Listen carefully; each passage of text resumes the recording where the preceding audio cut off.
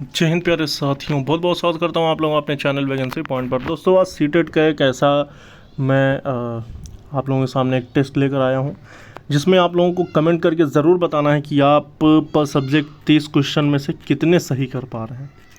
तो ये ज़रूर से ज़रूर कमेंट करें। और जो भी अभ्यर्थी हैं, चाहे वो बीएड के हों या बीटीसी के हों, जिसने भी पेपर 1 और पेपर 2 का फॉर्म फिल किया है, फ़िलहाल अभी तक कोई गाइडलाइन नहीं आई, तो वो दोनों ही पेपर दें।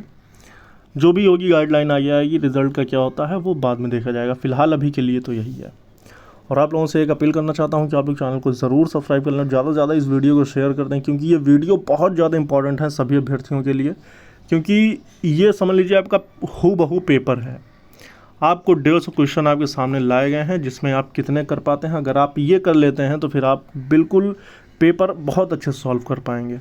आइए पहला क्वेश्चन देखेंगे। मानव आवश्यकताओं का पदानुक्रम किसने दिया। जो आवश्यकताओं का पदानुक्रम है, यानी आवश्यकताओं का सिद्धांत है, ये दिया किसने था। 4 ऑप्शन है आपके सामने, काफ्का, मैस्लो, थॉर्नडाइक या फिर गिलफोर्ड। जल्दी से टिक कर दीजिए। इसका जो सही ऑप्शन हो जाएगा ये हो जाएगा मैस्लो। मैस्लो ने दिया था आवश्यकता का सिद्धांत।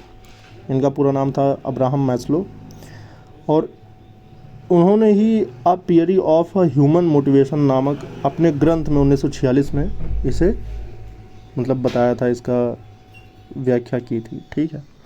और ये जो दिया था आवश्यकता का सिद्धांत, एक पिरामिड आकृति में 5 प्रकार के आवश्यकताओं का जिक्र किया था। आगे बढ़ेंगे, दूसरा क्वेश्चन देखेंगे। स्मृति स्तर एवं बोध स्तर के शिक्षण प्रतिमान की संरचना में कौन सा सोपान उभयनिष्ठ है। उभयनिष्ठ का मतलब कॉमन। स्मृति स्तर और बोध स्तर के शिक्षण प्रतिमान की संरचना में कौन सा सोपान उभयनिष्ठ है। इसका जवाब दें जल्दी से। दूसरे का जो सही ऑप्शन हो जाएगा, देखिए इन दोनों में जो उभयनिष्ठ है वो है सामान्यीकरण सोपान, यानी ऑप्शन नंबर डी बिल्कुल सही हो जाएगा। इसका डी ऑप्शन बिल्कुल सही है। आगे बढ़ेंगे और ये देखेंगे जो कि अधिगम विकार में जो दी गई वो हैं, जैसे कि 4 इसमें दे रखा है, डिस्कैल्कुलिया, डिस्ग्राफिया, डिसलेक्सिया और डिस्लेसिस। तो इसमें जो सही ऑप्शन जाने वाला है, पहले हम क्वेश्चन देखेंगे।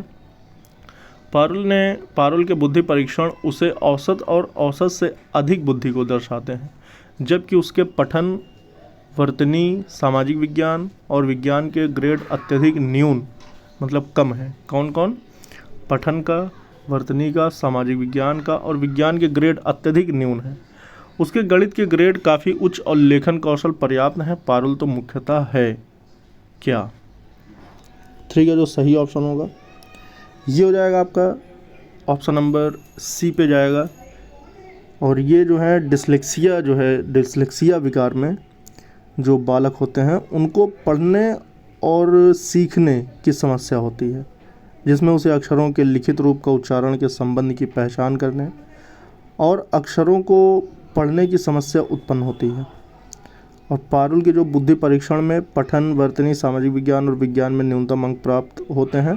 तो इस वजह से ऑप्शन नंबर सी बिल्कुल सही हो जाएगा, जिसमें कि आपके पठन और वर्तनी संबंधी विकार का सही ऑप्शन है। हावर्ड गार्डनर का कहना है कि कई प्रकार की बुद्धि या दिमाग के फ्रेम होते हैं, उसके द्वारा सुझाई गई बुद्धि की श्रेणी कौन सी है। जो हावर्ड गार्डनर ने बहुबुद्धि का सिद्धांत दिया था, और वो बहुबुद्धि कितनी बुद्धियाँ बताया था, तो टोटल हावर्ड गार्डनर ने 9 प्रकार की बुद्धि बताई थी। तो उस हिसाब से इसमें आपको बताना है कि वो जो बुद्धियाँ हैं वो किस प्रकार की, या बुद्धि की कौन सी श्रेणी होती है। तो चौथे का सी होगा, प्रकृतिवादी कौशल। ठीक है। गार्डनर के अनुसार प्रकृतिवादी कौशल बुद्धि की श्रेणी है। ठीक दोस्तों, वीडियो को लाइक करते रहिएगा और आप लोग अपने टोटल मार्क्स लास्ट में काउंट करके ज़रूर बताइएगा कि आपने कितने सही किए हैं। मान लीजिए आप विद्यालय शिक्षा बोर्ड के अध्यक्ष हैं। आप अपने अधिकार क्षेत्र के अंतर्गत आने वाले विद्यालयों की शिक्षा की संपूर्ण गुणवत्ता को सुधारने के लिए क्या योजना बनाएंगे।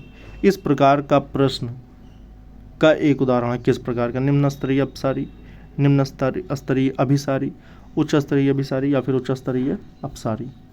तो 5वें का जो सही ऑप्शन हो जाएगा ये हो जाएगा आपका उच्च स्तरीय अभिसारी। उच्च स्तरीय अभिसारी का मतलब ये हुआ कि विद्यालय शिक्षा बोर्ड का जो अध्यक्ष होने के नाते हमें उच्च स्तरीय अपसारी चिंतन की आवश्यकता होती है ताकि अपने अधिकार क्षेत्र के अंतर्गत आने वाले विद्यालयों की शिक्षा की संपूर्ण गुणवत्ता को सुधारने के लिए विद्यालयों की कार्य प्रणालियों को रचनात्मक ढंग से संचालित कर सकें और उसमें आने वाले व्यवधानों को अपनी बुद्धि विवेक से सार्थक रूप से दूर कर सकें। ठीक है, इसलिए उसमें उच्च स्तरीय अपसारी चिंतन की आवश्यकता होती है। भूख और प्यास है क्या? अर्जित प्रेरक, जन्मजात प्रेरक, सामाजिक प्रेरक या फिर व्यक्तिगत प्रेरक? जो भूख लगती है और प्यास लगती है किस प्रकार का एक प्रेरक है? तो जो इसका सही ऑप्शन हो जाएगा ये बी पे जाएगा, जन्मजात प्रेरक होता है। था फ च ध्वनि कैसी हैं? स्वनिम, लेखिम, शाब्दिम या फिर रूपिम? तो सातवें का जो सही ऑप्शन हो जाएगा ये हो जाएगा, ये स्वनिम में आएंगे। किसी भाषा या बोली में स्वनिम उच्चारित ध्वनि की सबसे छोटी इकाई होती है। ठीक है, तो ये जो है ये सबसे छोटी इकाइयों में शामिल होगा और स्वनिम उच्चारित भाषा की ऐसी लघुतम इकाई जिससे दो ध्वनियों का अंतर स्पष्ट होता है। ठीक है, निम्नलिखित में से कौन सा तत्व कक्षा में अधिगम हेतु सहायक हो सकता है? दोस्तों आपको सारे ही आपके आंसर कमेंट करने होंगे कि कितने आपने सही किए हैं और वीडियो को लाइक और शेयर करते रहना। और एक साथ ही साथ अगर आप लोगों ने चैनल को सब्सक्राइब नहीं किया तो चैनल को भी ज़रूर सब्सक्राइब कर लें ताकि जो भी आपकी भर्तियों संबंधित या फिर आपके एग्ज़ाम संबंधित जो भी अपडेट आ रही हैं वो भी मैं आप तक पहुँचाता रहूँ। निम्नलिखित में से कौन सा तत्व कक्षा में अधिगम हेतु सहायक हो सकता है? कौन सा तत्व कक्षा में अधिगम हेतु यानी सीखने के लिए सहायक हो सकता है, हेल्पफुल हो सकता है? बच्चों को अधिगम हेतु प्रेरित करने के लिए परीक्षणों की संख्या को बढ़ा देना, यानी बच्चों को सीखने के लिए उन्हें प्रेरित करने के लिए यानी मोटिवेट करने के लिए परीक्षणों की संख्या को बढ़ा देना, अध्यापकों द्वारा बच्चों की स्वायत्तता को बढ़ावा या सहायता देना, समानता बनाए रखने के लिए किसी एक अनुदेशन पद्धति पर टिके रहना और कालांश की अवधि को 40 से 50 मिनट तक बढ़ा देना। तो इसमें से कौन सा एक ऐसा है जो कि बच्चों के अधिगम के लिए काफ़ी ज़्यादा सहायक हो सकता है? तो आठवें का जो सही ऑप्शन होगा, तो किसी भी कक्षा में शिक्षण अधिगम प्रक्रिया तभी प्रभावी हो सकती है जब कक्षा का वातावरण अनुशासित तथा छात्र स्वतंत्र चिंतन करने के लिए प्रेरित हों। अतः अध्यापक को बच्चों की स्वायत्तता को बढ़ावा व सहायता देनी चाहिए। ऑप्शन नंबर बी बिल्कुल सही हो जाएगा। तो यहाँ पे बी जिसका सही है वो बिल्कुल 1 नंबर ले जाएगा। प्रोजेक्ट प्रणाली का प्रतिपादन किसने किया था? प्रोजेक्ट प्रणाली बहुत ही प्रचलित क्वेश्चन है दोस्तों। जो प्रोजेक्ट प्रणाली है ये किलपैट्रिक द्वारा दिया गया था। ठीक है, ऑप्शन नंबर सी बिल्कुल सही हो जाएगा। और आप बता दें कि किलपैट्रिक के अनुसार परियोजना सामाजिक वातावरण में पूर्ण संलग्नता से किया जाने वाला उद्देश्यपूर्ण कार्य है। ठीक है, और इन्होंने ही दिया था आपका प्रोजेक्ट प्रणाली। दोस्तों ये हूबहू आपके क्वेश्चन पेपर्स वाले क्वेश्चन हैं और इसी प्रकार से आपके क्वेश्चन आएंगे जो कि आपके एग्ज़ाम्स 20 अगस्त को होने वाले हैं। तो इसलिए आप लोगों से मैं अपील कर रहा हूँ कि बार बार आप इस क्लास को रिवीजन कर लें और अगर आप इसकी PDF चाहते हैं तो आपको टेलीग्राम ज्वाइन करना होगा। टेलीग्राम आप ज्वाइन कर सकते हैं और इस क्वेश्चन पेपर की पूरी PDF आपको वहाँ पर मिल जाएगी। टेलीग्राम का लिंक मैं आपको डिस्क्रिप्शन बॉक्स में दे दूँगा। संज्ञान एवं संवेग के बीच किस प्रकार संबंध होता है? संज्ञान एवं संवेग के बीच किस प्रकार का संबंध होता है? तो ये होता है एक दिशीय संवेग संज्ञान को प्रभावित करते हैं, एक दिशीय संज्ञान संवेगों को प्रभावित करता है, द्विदिशीय दोनों के बीच एक गतिशील पारस्परिक क्रिया होती है और एक दूसरों से स्वतंत्र है। कौन सा ऑप्शन सही होगा? संज्ञान एवं संवेग के बीच किस प्रकार का संबंध होता है? तो 10वें का जो सही ऑप्शन हो जाएगा, द्विदिशीय दोनों के बीच एक गतिशील पारस्परिक क्रिया होती है, यानी सी ऑप्शन बिल्कुल सही हो जाएगा, संज्ञान और संवेग। देखिए संज्ञान क्या होता है? संज्ञान से तात्पर्य है कि परिस्थिति के प्रति जो व्यक्ति होता है व्यक्ति के प्रत्यक्षीकरण तथा निर्णय से है। ठीक है, जिसे संज्ञान कहते हैं। ठीक, और शारीरिक उत्तेजना से केवल एक आधार का निर्माण होता है और संवेगात्मक परिस्थिति के संज्ञान से किसी विशेष संवेग का अनुभव होता है।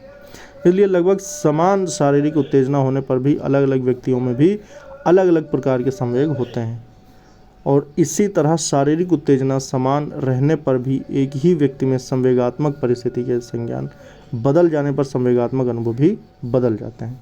तो ये तमाम डेफिनेशंस थी जो कि मैंने आपको संवेग और संज्ञान की बता दी। तो उसका सी ऑप्शन बिल्कुल सही था।